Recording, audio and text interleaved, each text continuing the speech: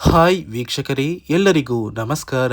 ನೋಡಿ, ಸರ್ಕಾರದಿಂದ ಗೃಹಲಕ್ಷ್ಮಿ ಹಾಗೂ ರೇಷನ್ ಕಾರ್ಡ್ ಹೊಂದಿರುವ ಪ್ರತಿಯೊಂದು ಫಲಾನುಭವಿಗಳಿಗೆ ಭರ್ಜರಿ ಗುಡ್ಡಿಸ್ನ ಕೊಟ್ಟಿದ್ದು, ನಿಮ್ಮ ಬ್ಯಾಂಕ್ ಖಾತೆಗೆ 5,500 ರೂಪಾಯಿ ಹಣನ ಸರ್ಕಾರ ನಾಳೆ ಸೋಮವಾರ ಫೆಬ್ರವರಿ 16ರಂದು ಕರ್ನಾಟಕದ 28 ಜಿಲ್ಲೆಗಳಿಗೆ ಜಮಾ ಮಾಡ್ತಾ ಇದೆ.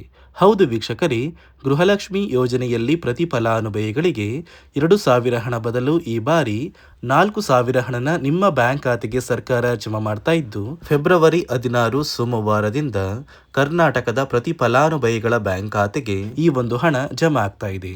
ಅದೇ ರೀತಿ ರೇಷನ್ ಕಾರ್ಡ್ ಹೊಂದಿರುವ ಪ್ರತಿಯೊಂದು ಕಾರ್ಡ್ದಾರರ ಬ್ಯಾಂಕ್ ಖಾತೆಗೂ ಕೂಡ 1,500 ರೂಪಾಯಿ ಹಣನ ಸರ್ಕಾರ ಜಮಾ ಮಾಡುವುದಾಗಿ ಒಂದು ಮಾಹಿತಿ ಕೂಡ ಬರ್ತಾ ಇದ್ದು, ನಿಮ್ಮ ಬ್ಯಾಂಕ್ ಖಾತೆಗೆ ಬರೋಬ್ಬರಿ ಪ್ರತಿಯೊಬ್ಬರಿಗೂ 5,500 ರೂಪಾಯಿ ಹಣ ಬರ್ತಾ ಇದ್ದು, ಯಾರಿಗೆಲ್ಲ ಮತ್ತು ಹೇಗೆ ಈ ಒಂದು ಹಣ ಬರುತ್ತೆ ಅಂತ ನಾನು ನಿಮಗೆ ತಿಳಿಸ್ಕೊಡ್ತಾ ಇದ್ದೀನಿ.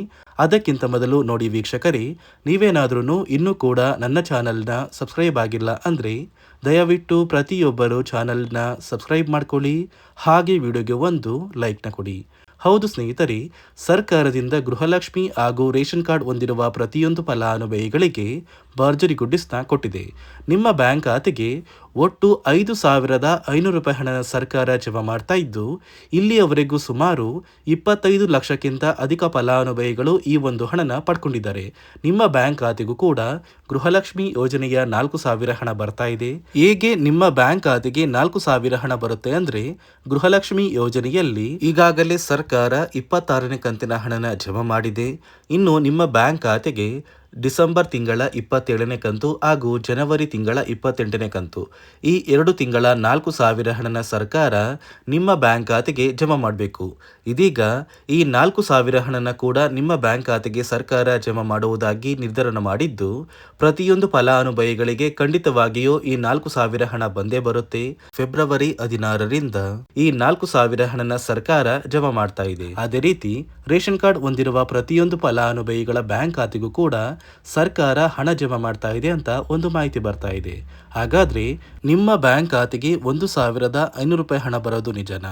ನೋಡಿ ವೀಕ್ಷಕರೇ, ಸರ್ಕಾರದಿಂದ ಬಂದಿರುವ ಮಾಹಿತಿ ಪ್ರಕಾರ ನಿಮ್ಮ ಒಂದು ರೇಷನ್ ಕಾರ್ಡ್ ಏನಿದೆ, ಆ ಒಂದು ಕಾರ್ಡಿಗೆ 1,500 ರೂಪಾಯಿಗೆ ಸಿಗುವಂತಹ 5 ಅಥವಾ 6 ರೀತಿಯ ಆಹಾರ ಪದಾರ್ಥಗಳನ್ನ ಸರ್ಕಾರ ಇನ್ನು ಮುಂದೆ ಫೆಬ್ರವರಿ ತಿಂಗಳಿಂದ ಪ್ರತಿ ತಿಂಗಳು ಉಚಿತವಾಗಿ ವಿತರಣೆ ಮಾಡ್ತಾ ಇದೆ. ಅಡುಗೆ ಎಣ್ಣೆ, ತೊಗರಿ ಬೇಳೆ, ಸಕ್ಕರೆ, ಉಪ್ಪು, ರಾಗಿ ಮತ್ತು ಗೋಧಿ, ಈ ರೀತಿಯ ಆಹಾರ ಪದಾರ್ಥಗಳು ಇನ್ನು ಮುಂದೆ ಪ್ರತಿ ತಿಂಗಳು ಪ್ರತಿ ಫಲಾನುಭವಿಗಳು ಪಡ್ಕೋತೀರಾ.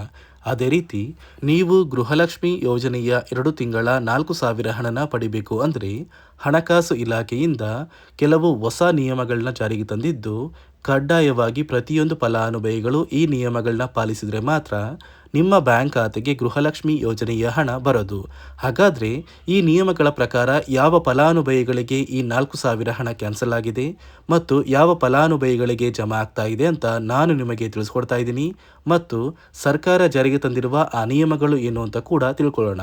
ಅದಕ್ಕಿಂತ ಮೊದಲು ನಾಳೆ ಸೋಮವಾರ ಫೆಬ್ರವರಿ 16ರಿಂದ ಕರ್ನಾಟಕದ ಯಾವ 28 ಜಿಲ್ಲೆಗಳಿಗೆ 2 ತಿಂಗಳ ಗೃಹಲಕ್ಷ್ಮಿ ಯೋಜನೆಯ 4,000 ಹಣ ಜಮಾ ಆಗ್ತಾ ಇದೆ ಅಂದರೆ, ಮೊದಲಿಗೆ ಬೆಂಗಳೂರು ನಗರ, ಬೆಂಗಳೂರು ಗ್ರಾಮಾಂತರ, ರಾಮನಗರ, ಚಿಕ್ಕಬಳ್ಳಾಪುರ, ಚಿತ್ರದುರ್ಗ, ದಾವಣಗೆರೆ, ಕೋಲಾರ, ಶಿವಮೊಗ್ಗ, ತುಮಕೂರು, ಬಾಗಲಕೋಟೆ, ಬೆಳಗಾವಿ, ವಿಜಯಪುರ, ಧಾರವಾಡ, ಗದಗ, ಹಾವೇರಿ, ಉತ್ತರ ಕನ್ನಡ, ಬಳ್ಳಾರಿ, ಬೀದರ್, ಕಲಬುರಗಿ, ಕೊಪ್ಪಳ, ರಾಯಚೂರು, ಯಾದಗಿರಿ, ವಿಜಯನಗರ, ಚಾಮರಾಜನಗರ, ಚಿಕ್ಕಮಗಳೂರು, ದಕ್ಷಿಣ ಕನ್ನಡ, ಹಾಸನ, ಕೊಡಗು, ಮಂಡ್ಯ, ಮೈಸೂರು ಮತ್ತು ಉಡುಪಿ, ಈ ಜಿಲ್ಲೆಗಳ ಪ್ರತಿಯೊಂದು ಫಲಾನುಭವಿಗಳಿಗೆ ಸರ್ಕಾರದಿಂದ 2 ತಿಂಗಳ ಗೃಹಲಕ್ಷ್ಮಿ ಯೋಜನೆಯ 4,000 ಹಣನ ಜಮಾ ಮಾಡ್ತಾ ಇದ್ದು, ಫೆಬ್ರವರಿ 20ರೊಳಗೆ ಪ್ರತಿಯೊಬ್ಬರು ನಿಮ್ಮ ಬ್ಯಾಂಕ್ ಖಾತೆಗೆ ಈ 4,000 ಹಣನ ಪಡ್ಕೋತೀರಾ.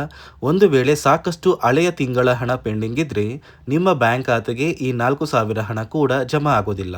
26 ಕಂತಿನ ಹಣ ಯಾರೆಲ್ಲ ಪಡ್ಕೊಂಡಿದ್ದೀರಾ ಅಂತಹ ಫಲಾನುಭವಿಗಳಿಗೆ ಮಾತ್ರ ಈ 4,000 ಹಣ ಜಮಾ ಆಗ್ತಾ ಇದೆ. ನೋಡಿ ಸ್ನೇಹಿತರೆ, ಈ ಬಾರಿ ಸುಮಾರು 1 ಲಕ್ಷಕ್ಕಿಂತ ಅಧಿಕ ಫಲಾನುಭವಿಗಳ ಬ್ಯಾಂಕ್ ಖಾತೆಗೆ ಸರ್ಕಾರ ಗೃಹಲಕ್ಷ್ಮಿ ಯೋಜನೆಯ ಹಣನ ಜಮಾ ಮಾಡ್ತಾ ಇಲ್ಲ.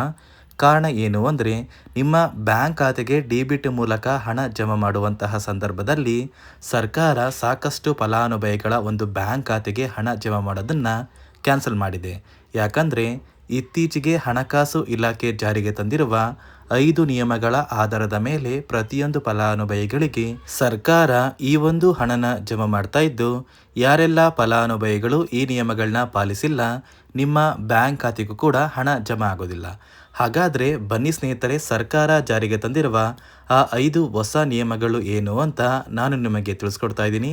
ನೋಡಿ ಸ್ನೇಹಿತರೆ, ಮೊದಲನೆಯ ಒಂದು ನಿಯಮ ಬಂದು, ಸಾಕಷ್ಟು ಫಲಾನುಭವಿಗಳು ಹೊಂದಿರುವಂತಹ ಒಂದು ರೇಷನ್ ಕಾರ್ಡ್ ಏನಿದೆ, ಆ ಒಂದು ರೇಷನ್ ಕಾರ್ಡ್ನ ಮನೆಯ ಸದಸ್ಯರ ಪ್ರತಿಯೊಬ್ಬರ ಒಂದು ಆಧಾರ್ ಕಾರ್ಡ್ನ ನಿಮ್ಮ ರೇಷನ್ ಕಾರ್ಡ್ಗೆ ಕಡ್ಡಾಯವಾಗಿ ಲಿಂಕ್ ಮಾಡಿಸ್ಬೇಕು.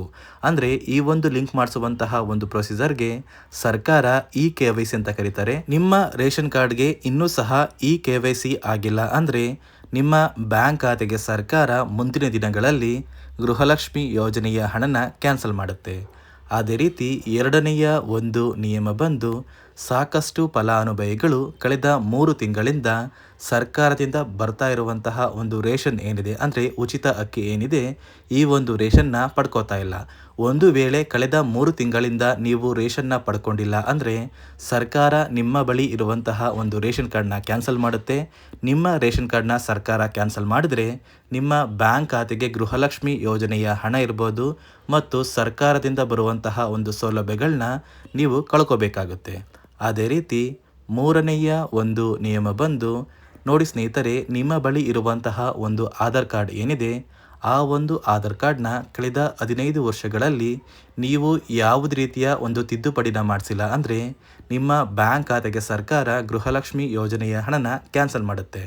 ಯಾಕಂದರೆ ಸರ್ಕಾರದಿಂದ ಬಂದಿರುವಂತಹ ಒಂದು ಆದೇಶದ ಪ್ರಕಾರ ಪ್ರತಿಯೊಂದು ಫಲಾನುಭವಿಗಳು ಕಳೆದ 15 ವರ್ಷಗಳಲ್ಲಿ ಯಾವುದೇ ರೀತಿಯ ಒಂದು ತಿದ್ದುಪಡಿನ ನಿಮ್ಮ ಆಧಾರ್ ಕಾರ್ಡ್ಗೆ ನೀವು ಮಾಡಿಸಿಲ್ಲ ಅಂದರೆ ಕಡ್ಡಾಯವಾಗಿ ಆದಷ್ಟು ಬೇಗ ನಿಮ್ಮ ಆಧಾರ್ ಕಾರ್ಡ್ಗೆ ತಿದ್ದುಪಡಿನ ಮಾಡಿಸಿ.